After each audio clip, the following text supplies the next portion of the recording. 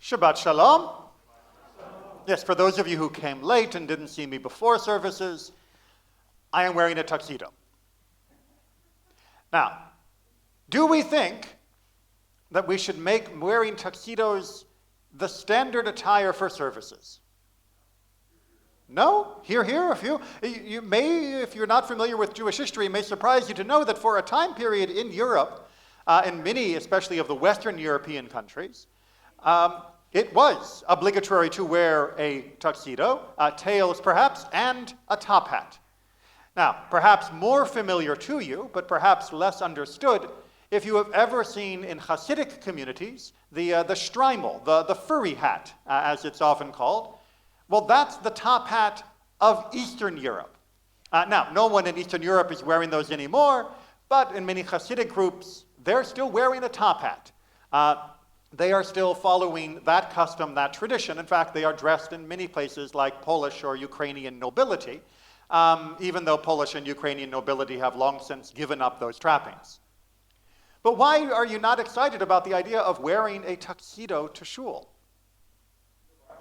What's that? You have to go buy one. All right. Well, some of us already have. I can hook you up with a good tailor. Let me know after Shabbos. I'll get you set up. So yes, it's an additional expense. It's an additional issue. I did happen to wear one for my bar mitzvah, although it was among the more garish of outfits from the early 80s. Yes, and we will never show that picture to anyone.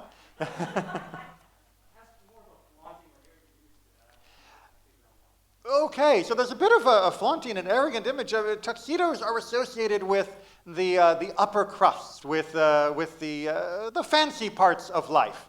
And in fact, as I was wearing it in the lobby and people were coming in before services, many for coming for Natan's Morning Sparks program, people kind of did a stop and a double take. There is something threatening about someone wearing a tuxedo if you're not. Like, wait a minute, did I get the wrong invitation? Am I in the wrong place? Am I underdressed? Am I going to stick out? Am I being rude by what I'm wearing? Did you want to?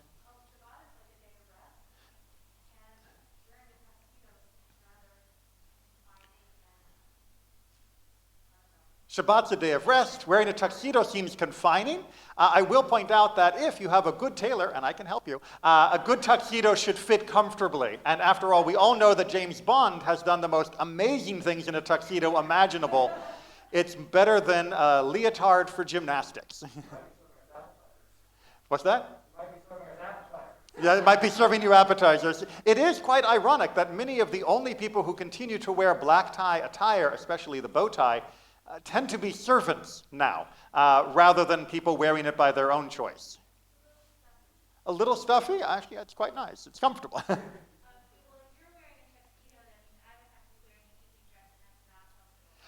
Yes, and then we do hit a very important gender division in attire. For men's fancy wear, it's actually fairly comfortable if you've gotten a tuxedo that actually fits rather than just one of the rental ones. Or even the rental ones, if you've taken the time to size it in, can be quite comfortable. Women's formal attire does not tend to be quite so comfortable at all, especially if you start getting into the whole heels issue and whatnot. So yes, absolutely, and I highly sympathize with you on that.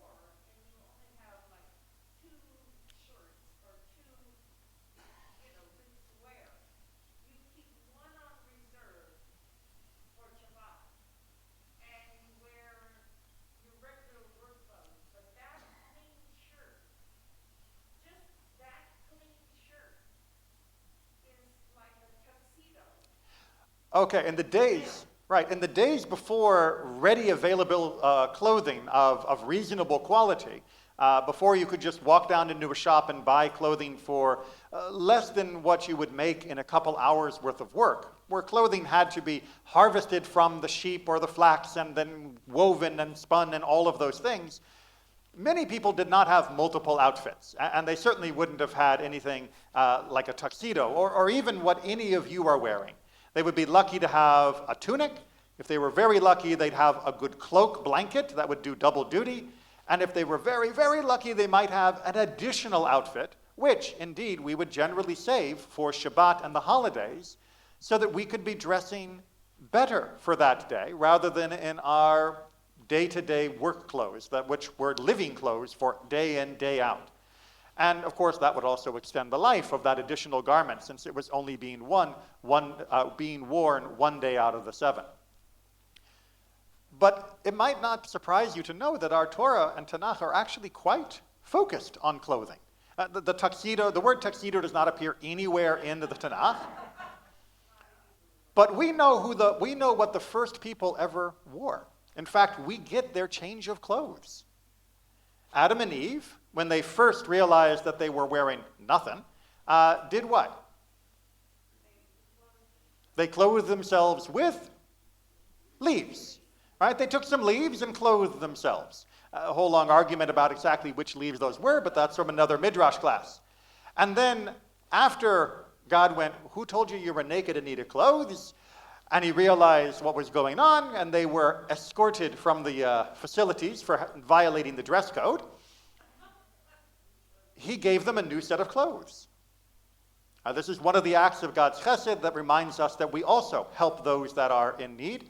And God dressed them in skins, in animal hides, so that they would have something a little better than leaves to cover themselves. We know from the story of Jacob and Esau that the way that each of the brothers dressed was distinctive, so that when Jacob was trying to imitate his brother, he stole his clothes in order to pretend to be his brother. We know from the story of Joseph that giving somebody a special tunic was a rather important moment, a rather important status symbol, and in fact one that precipitated his selling off into slavery. We know from the story of Moshe that he was dressed like an Egyptian. It may be a little subtle, but after all, when Zipporah comes back to her father Yitro and says, "An Egyptian helped us at the well," it's not like Moses was carrying a passport. But he was dressed in the garb of Egypt, and so she could readily identify his nationality. And of course, the biggest story of all throughout the entire Tanakh that revolves around the changing of clothes is Purim, the story of Purim. It's one of the reasons why people wear costumes on Purim. Most notably, the pivotal moment in the entire story is where Mordechai is dressed in the clothes of the king by Haman. It turns out getting to wear the king's clothes was a pretty big deal. Clothing seems to matter. If you're not 100% sure whether clothing matters, then tell me if there is a difference between what I am wearing right now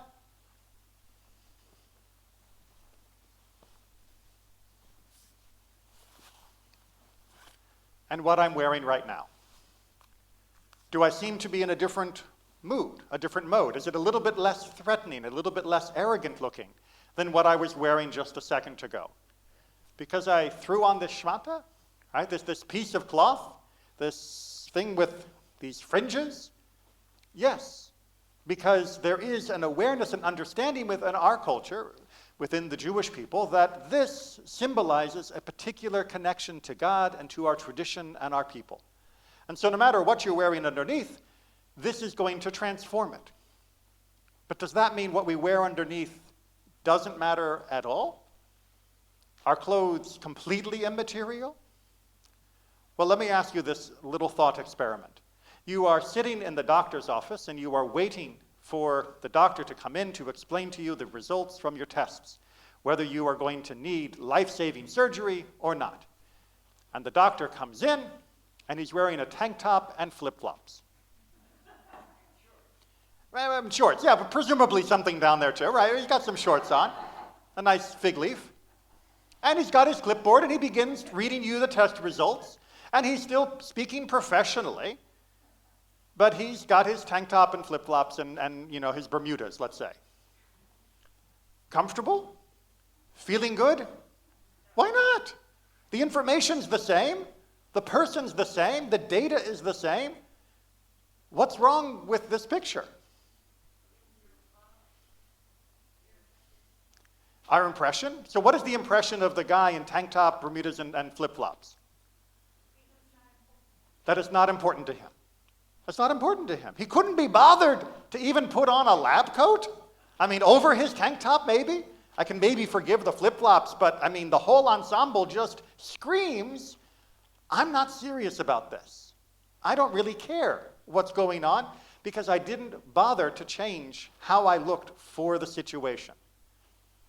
Likewise, if you were to have a break-in in your house, God forbid, and so you call 911, and the squad car pulls up, and the two police officers come out, and they are also dressed in tank top, Bermudas, and flip-flops. With the belt and gun and everything, maybe. Are you reassured by their presence? Not the same way as when they show up in uniform.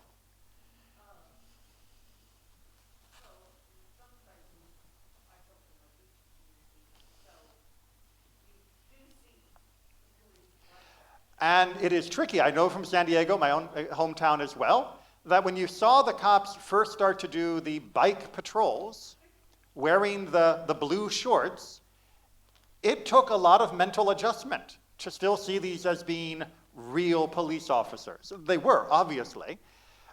And they needed to wear what they were wearing for the parts that they were patrolling. But it also was cognitively difficult to wrap our head around that this was the same symbol of respect that we had had when they were in the full normal attire. Judaism teaches us that clothes matter. Our society teaches us that clothes matter. Now, sometimes they matter too much. When people get obsessed into the brands and fashions and styles, when women are forced to parade around on 6-inch heels and wear very uncomfortable clothes, when men are told constantly your collar is too wide, it's too narrow, it's too high, it's too long, your tie needs to go this way, your tie needs to go that way, all of that is crazy. But the underlying idea that there are ways to dress that change how we are expressing our respect, our seriousness, our willingness to be involved in this situation at a certain level, that is a fundamental truth. That is something that is at the core of who we are.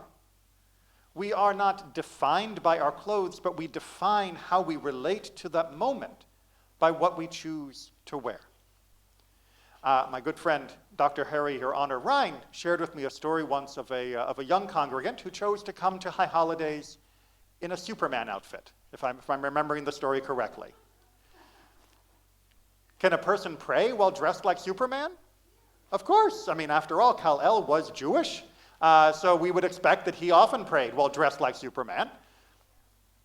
But is it appropriate for High Holidays to come dressed like Superman? No, it is not. And so Harry escorted them out and made sure that they came back when they were properly attired. And that was right and appropriate. Because for that person, they needed the reminder that they were worthy of showing the respect that better clothes represent. It doesn't mean that there's a particular benchmark or litmus test or that everybody has to dress the same. I'm not going to institute a top hat and tails policy for our synagogue, don't worry. But it means that when you're going through your closet and picking out what you're planning to wear for coming to a synagogue event or a holiday or service, think for a moment, how can I show that this matters to me? How can I show that this is important to me? How can I show that I respect what's going on? And how can I show that I know that I am worthy of showing that respect? Many times we're hesitant to believe that what we wear matters because we think we don't matter. No one cares what I wear. Subtext, nobody cares about me. That's not the case. It's not that people are waiting with the fashion scorecard to judge of what is good and what is bad. But we do want to see with each other a shared understanding that this is important to all of us. A shared understanding that together we are building something that we are all on the same page in. And that doesn't mean that we're identical. It doesn't mean that we all have to wear jacket and tie or dresses and skirts or whatever might have been the standard at different times in the history over the last 100 years. But it does mean that we each will show that we are making an effort to dress a little better for this than we do for something else. That we are dressing for this the way we would dress for important events in other parts of our life. By showing that it is important to us, we show that each other, we are important to us. Clothes are not the only measure of a person, despite the idiom of clothes being the measure, making the man. But the clothes do put us in the right frame of mind to find who we are and to explore a space, a time, a feeling, a moment in different ways when we change. It's why the talit is such a powerful part of Jewish prayer. Anybody who has had the honor and the tradition of wearing a talit regularly will know that praying with the talit on feels very differently than praying with it off. On Tisha B'Av in the morning, we don't wear our talit gadol, the big talit, and it feels weird, as it is intended to do so. And we have the holiday coming up where we get the most uniformity of recommendations of clothing, and that is high holidays. And no, do not come all dressed as Superman. But recognize that our tradition does recommend that we wear something that is white, or at the very least more lighter colored. This puts us in the frame of mind of seeking that brightness, that cleanness, that openness for the new year. So however you would like to express that, whatever fashion style you have, whichever way makes it feel a little special, a little bit more important, a little more respect, find that glimmer of light for this new year of 5782, which is coming up in just a month. Come dressed a little differently. You'll have a different year as a result. Shabbat Shalom.